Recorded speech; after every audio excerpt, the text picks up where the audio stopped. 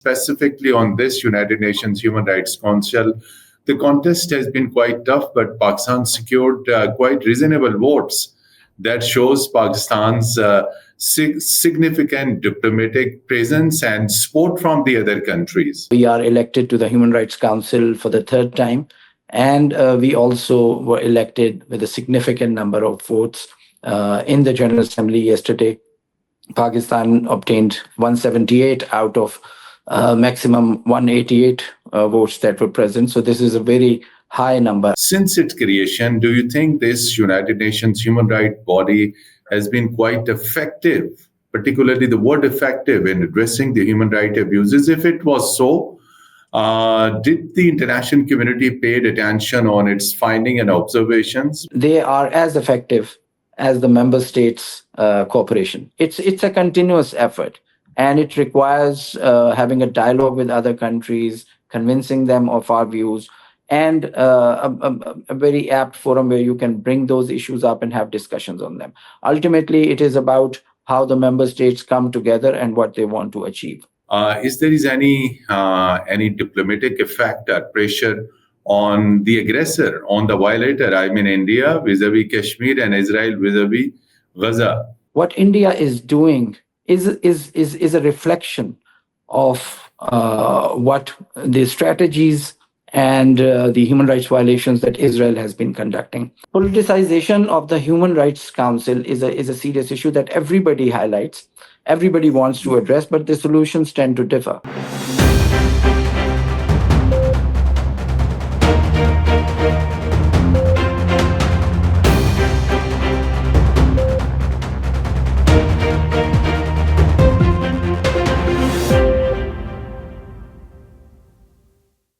Bismillahirrahmanirrahim. Hello and welcome to program Inside in V News English. Dear viewers, on diplomatic front, over last couple of months, Pakistan has achieved a number of significant achievements and, of course, honors and titles.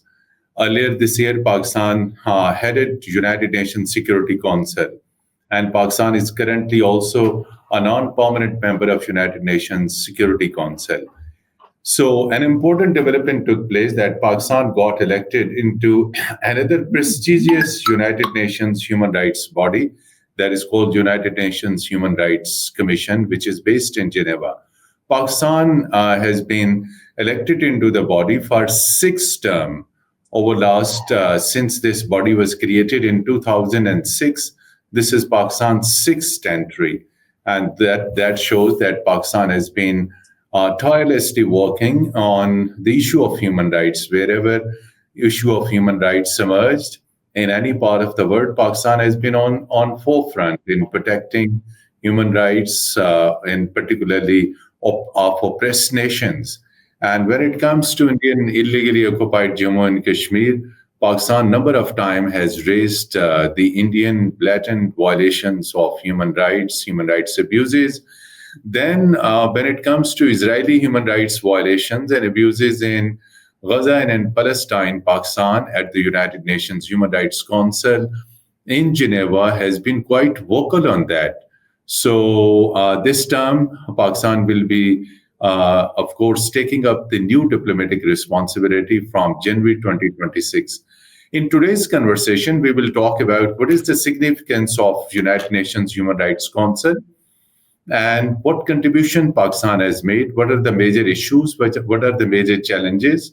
And of course, when it comes to issue of Palestine and issue of Jammu and Kashmir, whether this body has been quite effective in addressing the human rights issues both in Palestine and in Kashmir.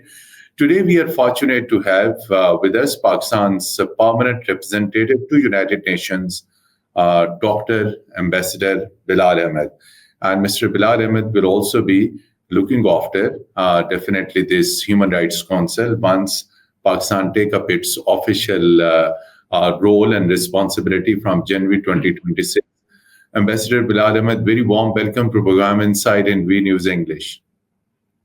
Thank you very much, Mateen Saab, and thank you for having me. Bismillahirrahmanirrahim. And it's a pleasure to have you with us. So this is quite tremendous. The other day, I was reading the statistics and the data. Of course, the election of this whosoever, I mean, either Pakistan, and we heard that there have been geographical divisions, Asia Pacific, then East Europe, Western Europe, Africa, Latin America. But of course, whenever there is a contest that take place in UN General Assembly for any of the UN body, and specifically on this United Nations Human Rights Council, the contest has been quite tough, but Pakistan secured quite reasonable votes. That shows Pakistan's significant diplomatic presence and support from the other countries. Yes, thank you, Mateen Saab. You're absolutely right. Let me inform our viewers that we divide international bodies' candidatures into various categories, category A, B, C, and D. So let me inform you that Human Rights Council, along with the UN Security Council, are placed in category A candidatures. So they are one of the most sought-after candidatures and contested very seriously. So it's a matter of great pride for Pakistan, and as you have mentioned in your initial remarks, we are elected to the Human Rights Council for the third time, and we also were elected with a significant number of votes in the General Assembly yesterday. Pakistan obtained 178 out of maximum 188 votes that were present. So this is a very high number. I think in the past 10 years, at least, I believe this is the highest number of votes that we've got while securing our place in the Human Rights Council. So yes, I mean, this is something which is a result of a consistent diplomatic effort. It is not possible only through the efforts of the permanent mission here, but it's a all of government approach, how the government approaches the human rights issues back home, what kind of positions we take, the support that we get from the Ministry of Foreign Affairs, and of course the Minister for Human Rights, and our engagement, consistent engagement here. So you can see that last year Pakistan got elected to the UN Security Council with a resounding majority. And this year we've been selected to the UN Human Rights Council. I think both of these elections reflect our stature at the international, in the international arena these days.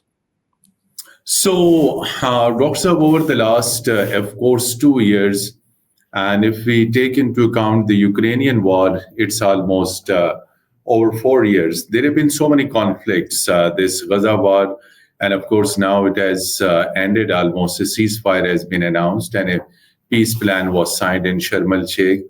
Ukrainian conflict is continuing. Of course, the Jammu and Kashmir conflict is still as an unresolved agenda, or unresolved issue on the agenda of the United Nations Security Council.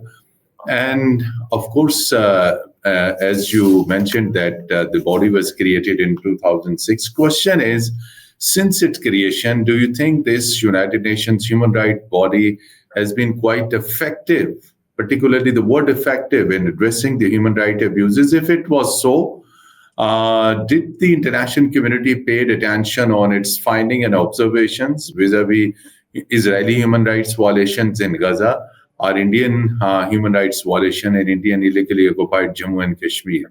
So did international community paid attention to the findings, to the reports that this body time to time used to carry out and used to publish? Thank you. I mean, it's a very interesting question, often asked by people of how effective these organizations are. Now, my response to that is that they are as effective as the member states' cooperation. So there is nothing wrong per se with the multilateral system, with the international organizations, because almost all member states participate in them. The problem is of extraneous nature. When member states do not agree on something, it is very difficult for them to agree on any forum, let alone the United Nations, which is the biggest forum. But as far as results are concerned, I would say it's a mixed bag. I cannot say that they have been fully effective when I look at the issue of Indian occupied Jammu and Kashmir, for example. But if you look at the issue of Israel, we have to look at the mandate of the UN Human Rights Council. The mandate of the council is to highlight the violations of human rights. And in that regard, I would say that the Human Rights Council has been very effective in outlining, in highlighting the issues. What all world talks about these days about the genocide in Israel is rooted in the documents issued by the Human Rights Council. I must inform our viewers that Pakistan here in Geneva has been for over 2 decades, has been the coordinator of the OIC. And in that capacity, we have brought forth all the resolutions relating to the occupied Palestinian territories, the human rights violations over there. So this is not something that I'm doing as an ambassador over here, but my predecessors have done. This also reflects how the Muslim world sees the professional ability of Pakistani diplomats and considers us a safe delegation in which one of the most prestigious and most important issue of the OIC, that is the Palestine issue, is given in our hands. Over the years, we have been able to have a special rapporteur appointed from the Human Rights Council, Francesca Albanese. Many people know her. Her appointment was with a resolution in the Human Rights Council that Pakistan brought forth on behalf of the OIC. We also have a commission of inquiry. Commission of inquiry is a 3-member expert body that looks into egregious violations of human rights in the occupied Palestinian territories. That was also established with a resolution tabled by Pakistan on behalf of the OIC. Very recently, last month, in the 61st session of the Human Rights Council that concluded earlier, a few days ago in Geneva, the Commission of Inquiry submitted its report, which establishes that the human rights violations in the occupied Palestinian territory are tantamount to genocide. You also know that this No, case this is the word officially. You are saying that the report said this is genocide. This is what the report says so. The report says so. I must and also Israel say that, used of to course, deny it. Israel, as you know, Israel has withdrawn from the Human Rights Council last year. So this year, It has been thrown out. It chose to stay out because the opposition was huge, and even the countries that have been friendly with Israel have been criticizing Israel for its violations. So the environment in the Human Rights Council, insofar as highlighting the human rights abuses, the genocide, has been, I think, Human Rights Council has been very effective as a forum to bring it out. With regard to the ceasefire, yes, this is a responsibility which comes into the peace and security architecture and is led by the UN Security Council. I'm sure you're aware that Pakistan has tabled at least, I think, 2 times a resolution to effect a ceasefire, which was vetoed by one member of the Security Council. So it's a mixed bag. It's a continuous effort, and it requires having a dialogue with other countries, convincing them of our views, and a very apt forum where you can bring those issues up and have discussions on them. Ultimately, it is about how the member states come together and what they want to achieve. Dr. Bilal Saab, there is another issue, as you highlighted, Indian atrocities in Indian illegally occupied Jammu and Kashmir. Of course, it's a commendable work by the United Nations Human Rights Council on Palestine. And as you quoted the UN Human Rights report, that it termed these atrocities and aggression and violations as genocide. So now the question is whether there have been massive killings in Indian illegally occupied Jammu and Kashmir, and of course in the current conflict in Gaza, over 65,000 people were killed. So please share your thoughts, your views, that is it only a report that is published, compiled, and tabled, and then debated, and then voting take place, or is there any diplomatic effect or pressure on the aggressor, on the violator? I mean, India vis-a-vis Kashmir and Israel vis-a-vis Gaza. So, of course, United Nations is helpless. It can build only diplomatic pressure. So, is there any pressure on the aggressors? Thank you. I'll first come to the Israeli report. Of course, it generates pressure. There's a reason why the whole, the international community has been trying to make efforts to effect a ceasefire. We are happy, as the government has also indicated in its press releases, we are happy that the ceasefire has been achieved. It's tentative. It's very, it has a lot of questions, a Fragile. lot of process. Exactly. Yeah, it's very fragile. But nevertheless, I mean, a ceasefire has been effected after 2 years of intense, Deadly conflict. Exactly. violation and deadly. I wouldn't say the Israeli conflict as a deadly conflict because there's only one people dying here. It's not really a Hmm. war. It's a genocide. It's a deliberate effort Aggression. to maim and kill Palestinians. I'm with regard to Israel. I'm very confident that the role that the Human Rights Council played in generating the kind of international nausea on what Israel is doing was very effective, which is why you saw the French Saudi initiative. You saw efforts of President Trump as well. So the major countries that were stepping in to make efforts, they established relations with Israel. They are friendly with Israel, so they do feel the pressure. Switzerland is in Geneva. Geneva is in Switzerland, and it's Europe. And you would have followed the reports of processions and protests in Europe in many cities where their public forced their government to effect Record gathering. ceasefire or Exactly. That has yeah, been million marches almost. Exactly. yeah. So coming to the Indian occupied Kashmir and the Indian egregious violations of human rights, I would say I recall, and it's a very apt question. I must say that you grouped both of them together because I've written about it before, the Palestinization of Kashmir, as I call it, and I recall a very famous verse by a Pakistani poet, which is "Ghame dunya ne bhi seekhe, ghame jana ke chalan, wohi sochi hui chalein, wohi besakhtapan." Wow. So Wow. what India is doing is a reflection of what the strategies and the human rights violations that Israel has been conducting. It is very unfortunate that the world has become a very dangerous place. There is a fatigue, I would say, in terms of attention. When bigger violations and genocide takes the center stage, the other major violations tend to take the don't tend to get the central attention.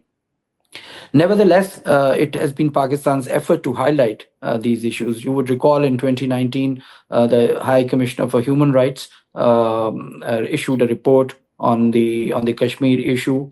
We utilize all the agenda items of the Human Rights Council, even when we were not a member of the council.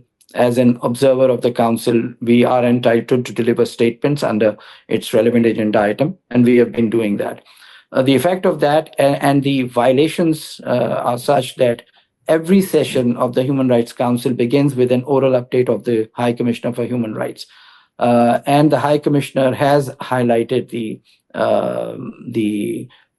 oppression that India has undertaken in terms of human rights violations in both oral updates, recent updates. But it is an ongoing process. As we see in Palestine, to have your rights from an occupier state is not easy. It requires a lot of sacrifices. It requires sustained diplomatic effort, and Pakistan is ready to do all that it can to provide diplomatic support to our Kashmiri brethren, and we will continue to do so. Also, with our membership of the Human Rights Council now. So another Ambassador Bilal, so another interesting thing. You are currently in United Nations headquarters. Of course, UN General Assembly conducts this election, and when there was high-level segment of the UN General Assembly in September, and even beyond that, first week of October, whenever Pakistan used to highlight certain issues, terrorism, aggression, these all things. And of course, Pakistani permanent envoy to the United Nations General Assembly, Ambassador Asim Iftikhar, he clearly mentioned and talked about Marka-e-Haq of 10th May. No question is, since India also got elected into UN Human Rights Council, so are you ready to face India in UN Human Rights Council, because India will be making verbal attacks on Pakistan? So then Pakistan definitely has to respond the way these diplomatic and verbal clashes take place at UN General Assembly. So how you see India's entry and why India's entry has been granted despite its worst human rights record? Thank you. First question, I would like to modify Mateen Saab. I think you should ask whether India is ready to face Pakistan. Because if you look at these statements, Pakistan highlights these issues and then India tries to respond to them. This has been the case, and I believe that our profile is very strong. And our position, I must say, I mean, there are positions as a diplomat that you have to take, which you have to take. But there are It's positions based that you on principles, exactly. It is based on justice. These positions, for example, our position on Marka-e-Haq, and it's a matter of record. It's not an old history now of how our diplomatic engagement, our delegations that went abroad, their talking points, their arguments were quite convincing. And it is also rooted in the judicious position that Pakistan took during Marka-e-Haq, and it is also rooted in the fundamental position that we take on the issue of Kashmir.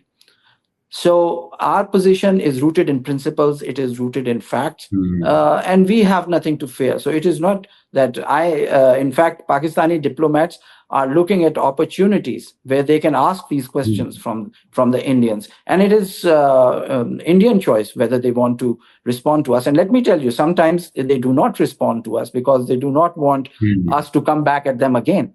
So this is how the United Nations Forum goes with regard to Pakistan and India. Pakistan has never been shy. In my diplomatic career, I've done that numerous times. And it's not that we want to just rake issues, but it is that, these issues are very serious. They impact the lives of millions of people, and they can impact the lives of now billions of people if the two countries cannot resolve their issues. And as we hear frequently from the Indian leadership, how they want to target Pakistan. That is, if they continue on this path, this is not endangering thousands or millions. This is endangering billions of people. So Pakistan, certainly is not shy, and Pakistan looks at these opportunities. And of course, one of our fundamental reasons why we seek membership of these organizations is to highlight these issues, and some of those issues are very at the core of Pakistan's foreign policy. Of course, even without being elected into the UN Human Rights Council, as you said, as a coordinator of Organization of Islamic Cooperation, Pakistan used to highlight these things. But now, specifically coming to this term 2026 up to 2028, any specific agenda Pakistan is preparing vis-a-vis human rights that would be raised in the Human Rights Council, that might be the attention of international community might be withdrawn on certain human rights issues, again, Kashmir, Palestine, and elsewhere in the world, because Pakistan may not be confined to a specific territory. Pakistan would be definitely wherever. It could be Sudan, it could be Libya, it could be other Muslim countries where turmoils, conflicts, wars are still on. So what is the agenda? Right. We have only focused on Palestine and Kashmir, but of course, Human Rights Council has a very broad agenda, both in terms of, so I can divide it for convenience of the viewers into three aspects. One is, how you promote and protect human rights as a nation state. Number two, how you interact with various human rights situations across the globe.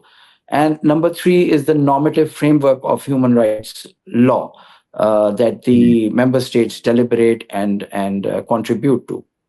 So it is a very broad agenda. It is a very time-consuming and quite an organization that keeps us busy all the time. Other than these two issues, as you highlighted, Pakistan has also, both nationally as well as in the capacity of the OIC coordinator, taken up the issue of Islamophobia. You would have seen that both in New York. So we also champion a resolution, which is a long-standing resolution. It's a consensus resolution. We build it among the OIC and the European delegations with regard to hatred and and violence, which can come out of the hate speech and freedom of religion and belief. So that is also something which is very important for the Muslim countries. You would recall a couple of years ago, Pakistan also spearheaded in the Human Rights Council. We were in Human Rights Council back in 2023 when the council adopted a resolution on condemning the desecration of Holy Quran, and it followed after a number of Quran burnings, especially in European countries, and Pakistan spearheaded that as well. So, in addition to these issues, we work on them. Of course, it is also an opportunity to highlight Pakistan's progress in terms of its human rights record, and we engage with the treaty bodies. For example, in last year, we engaged with the ICCPR, which is the Political Rights Convention of the Human Rights, and we also engage with the child rights as well. So there are a number of treaty bodies that we continuously engage with. We also report to the Human Rights Council. Pakistan adopted, for example, more than 70 pieces of legislation with regard to human rights, national legislation in the past 5 years. So it's an opportunity to engage.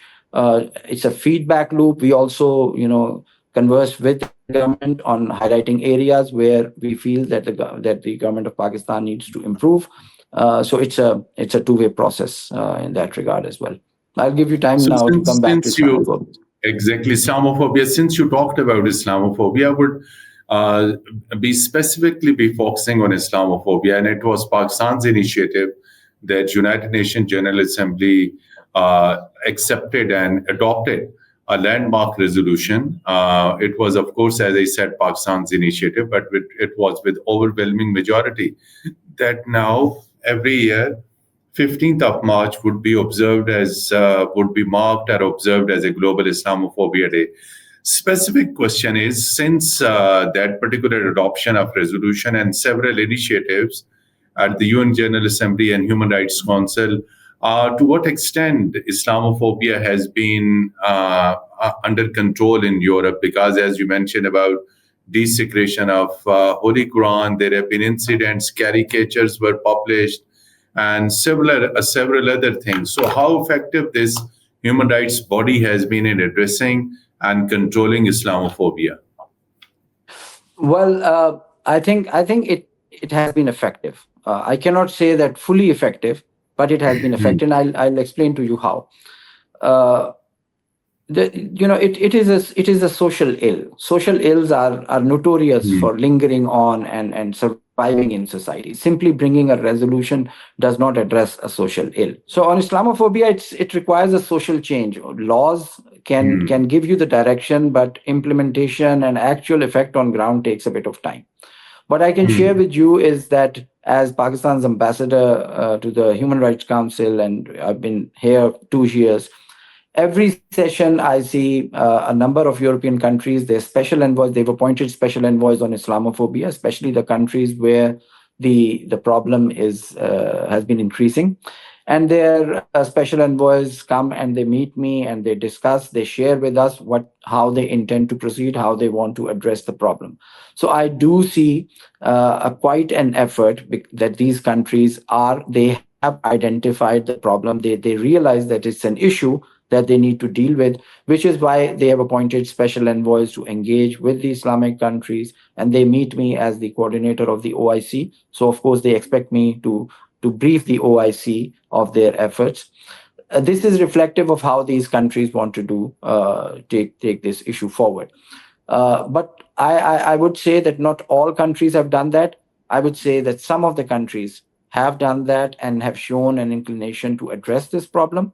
They do have their own culture, their own society, and their laws. But I see a desire to work and develop laws which can satisfy their culture as well, but at the same time address this problem. With regard to impact on ground, I would say that the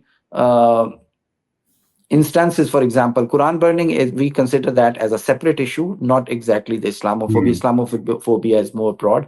In terms of Quran burning, it has not disappeared, but I think it has decreased. If you compare it with 2023, it has decreased, but it has not gone away. There is a lot of There are a lot of things that happen on the online media, on social media, as the authorities in Europe have tried to stem these events. A lot of them have moved on social media.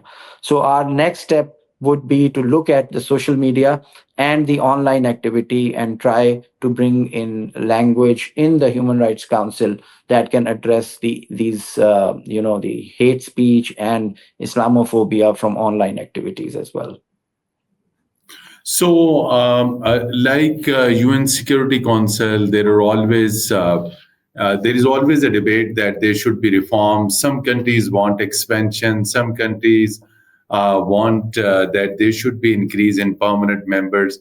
So, do you think the way there is a debate about UN Security Council, is any such debate about how to make more effective UN Human Rights Council? Is there are some critical issues? If so, what type of reforms needed in order to make UN Human Rights Council more effective? So, in case any country violates, any countries indulge in massive human rights abuses, there could be tougher penalties or punishment.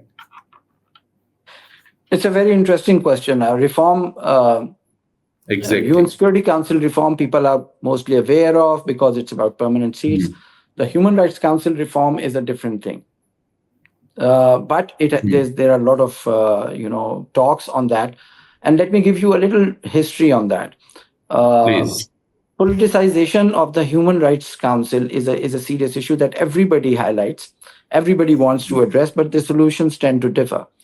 A bit of history is the human rights. There was a Human Rights Commission up until 2005, which was finally abandoned because it had been, as the member states thought, too politicized, and its working was, not conducive to cooperation. Nevertheless, the Human Rights Council was established after the expiry of the Human Rights Commission. So it was established in 2006. In 2006, the body is comprised of 47 member states, and these are allocated for 5 political regional groups, as we call them: Asia Pacific Group, Africa Group, Eastern European, Western European, and Latin American Group. Now, so for these elections take place and some members come and sit on the council, and when the Human Rights Council adopts a resolution, the voting takes place among the 47 member states. Now, this, in my view, eschews a number of representation. How so? If you look at the General Assembly voting on the issue of Palestine, for example, you would see the difference that on General Assembly, on average, the Palestine, anything which is pro-Palestine is carried by about 140 to 150 votes in favor. Overwhelming, exactly. Overwhelming. About 10 countries saying no, generally speaking. I'm giving approximate figures, and about 20 or so abstaining. But we have, out of 190 member states, 193 member states of the UN, at any given time, about 140 to 150 countries support the cause of the Palestine. When you come to now this percentage, as you would know, this percentage is around 75 to 80% of the votes of the General Assembly.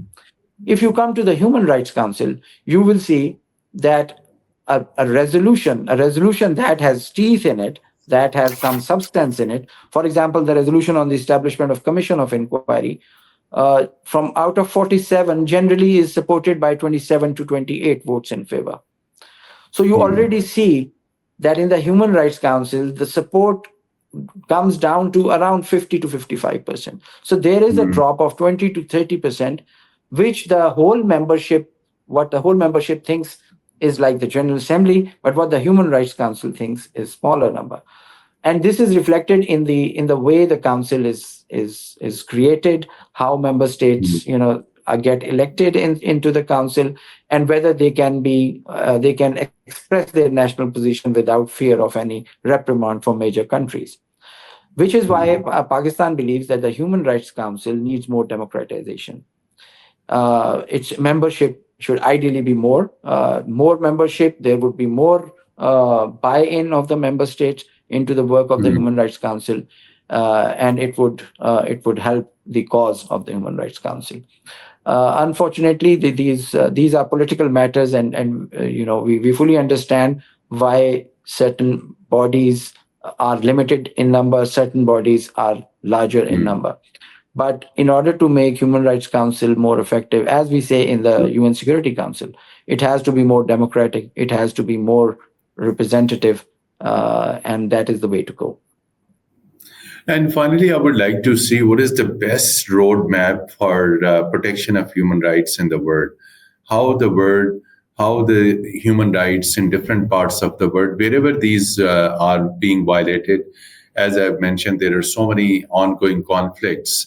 So how governments around the world, because this is a quite big diplomatic body, UN Human Rights Council, how to make government states around the world more sensitive in protecting rights of the people?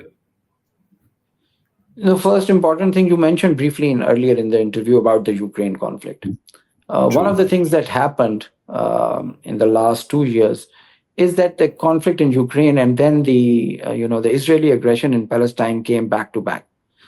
And so the positions that delegations were taking at the time of the Ukraine conflict stood in stark contrast to the positions that they were taking on the Palestine conflict. So one of the things I gave this as an example is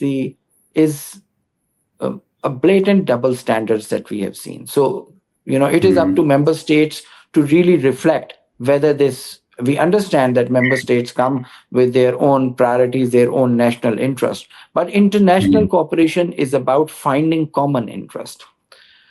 Peace is in common interest of everyone. This is the basis of the creation of the United Nations and every body that the United Nations has created. While we have our individual interests, but together we will prosper. This is the underlying principle of United Nations. I believe that the states need to recommit to this notion.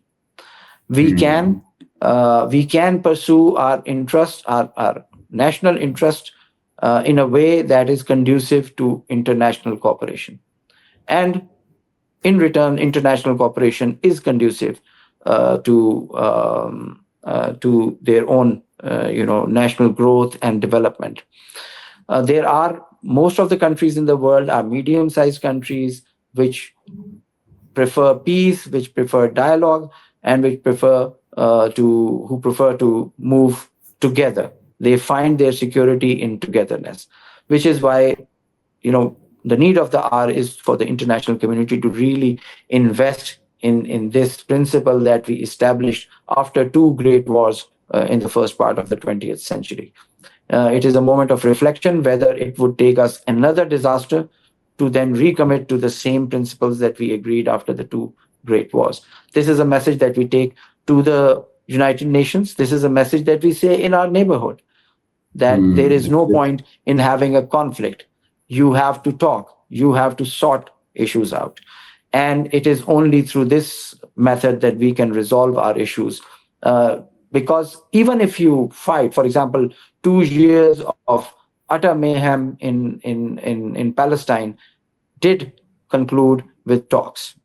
You can debate on those talks, whether those are fruitful, whether they've addressed all issues, but at the end, you require talks to settle these issues. Why can't we be mature enough to understand that if we have to talk after the conflict, can we talk before the conflict? This is Pakistan's message in the neighborhood. This is Pakistan's message to the international community. And a last one word, the future of this human rights body, because whenever this body raises concerns, blasts different countries for human rights violation, there are definitely tremendous pressures. So do you think in the days to come it will exist and it will continue to raise its concern on human rights violations? I'm very confident that the organization is here to stay, which is why Pakistan has sought its membership. We would not have sought its membership if it was a failing project, of course. But at the same time, this pressure is also very interesting, Mateen Saab.